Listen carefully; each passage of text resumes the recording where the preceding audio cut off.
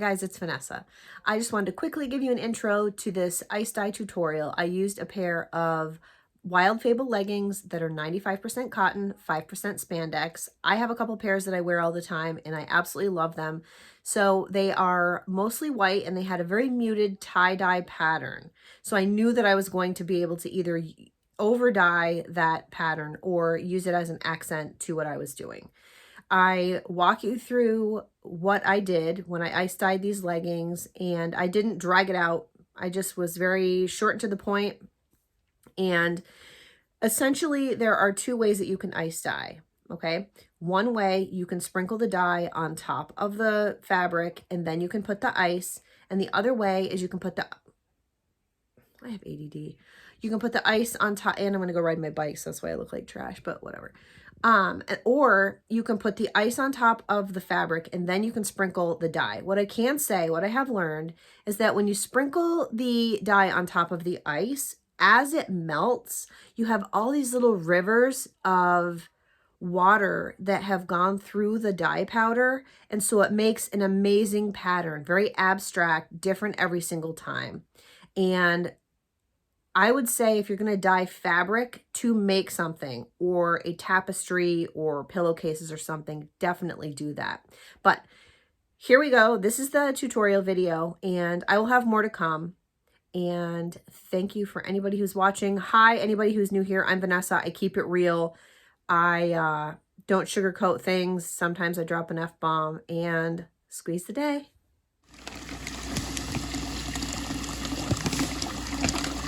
You're going to soak your fabric in soda ash and warm water for about 20 minutes. These are the dyes that I used.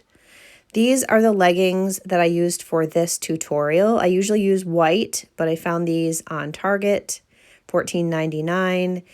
Once you have them soaked in the soda ash, you're going to try to flatten them out the best way that you can.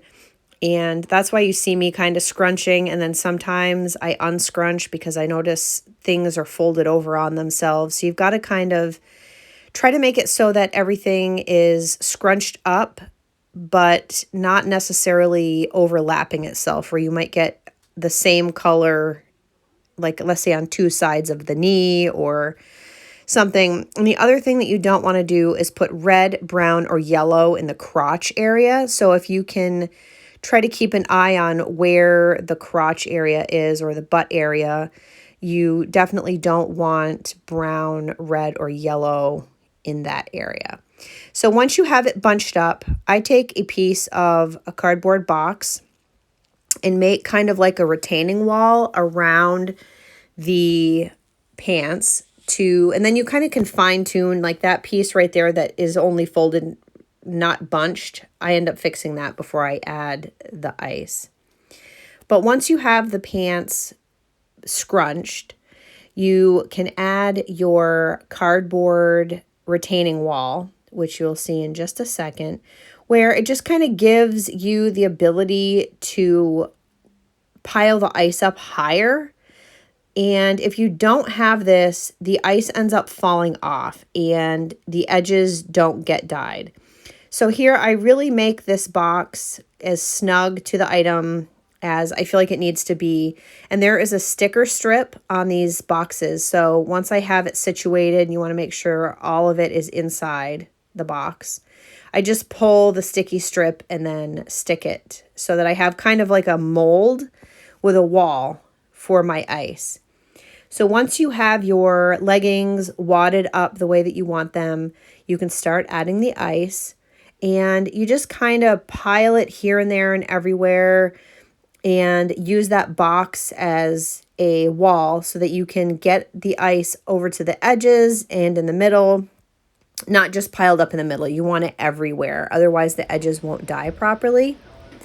This is not a very particular way of doing it, but you can use different sized and shaped ice cubes, and depending on the size and shape of the ice cubes as well as the temperature inside or outside when you are doing the dyeing, it will make a different effect. So here I am. I'm going to show you each container before I put the dye on. And I'm going to show you that you really don't need that much. It's a very tiny amount, and this is why you get such vibrant results versus the tulip dye in the squirt bottle or any dye in a squirt bottle. You get a very vivid result because you're using the actual dye powder. And I've found that it makes a 100% difference. If you tie-dye a shirt with the tulip or the RIT dye in squirt bottles, and then you try to use fiber reactive dye to dye fabric, it is night and day. So here is my lavender. I'm going to show you how much I used. Very little. And you just sprinkle it. So cost-wise, it's very cost-effective. That container was about $2.50 or $3, and that's a minute amount of what is in that container.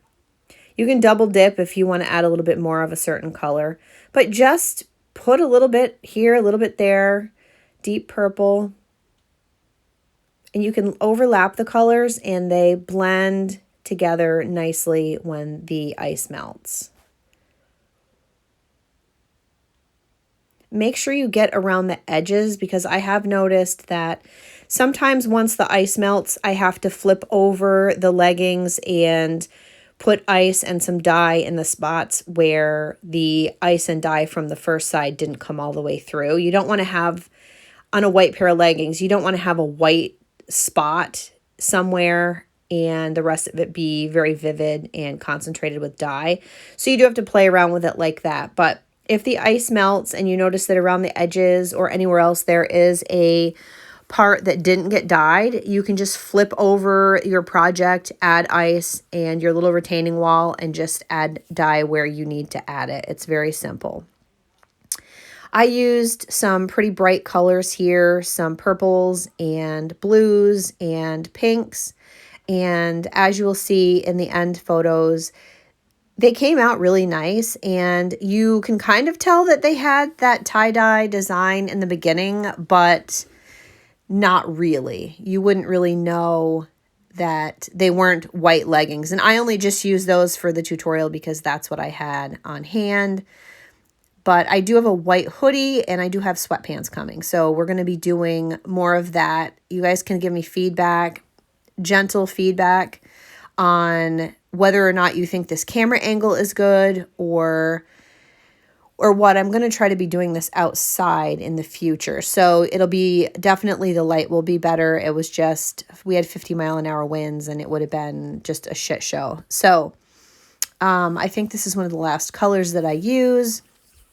And keep in mind that the fiber reactive dyes are color fast. So once you have rinsed out the excess and you've washed and dried it, it isn't going to run or bleed like typical tie-dye that you use in the big bucket. I got the big bucket of tulip tie-dye last month because I wanted to start tie-dyeing. And when I realized the difference between that and fiber reactive dye, there's no looking back. And so here, this is why my hands are always covered in dye, because I used a spoon for 90% of it, and then I went ahead and just touched the dye with my bare fingers. So here's what it looks like once the dye is in place and the ice starts to melt. And I did take another picture when the ice was melting more. And when you're done, you just rinse them out, and honestly, the results are absolutely amazing. This is the front. This is the back. There's no brown, yellow, or red in the crotch area, so we're good there. And I really encourage you guys to try this. It's simple and inexpensive, and it's a lot of fun. And thank you so much for learning with me.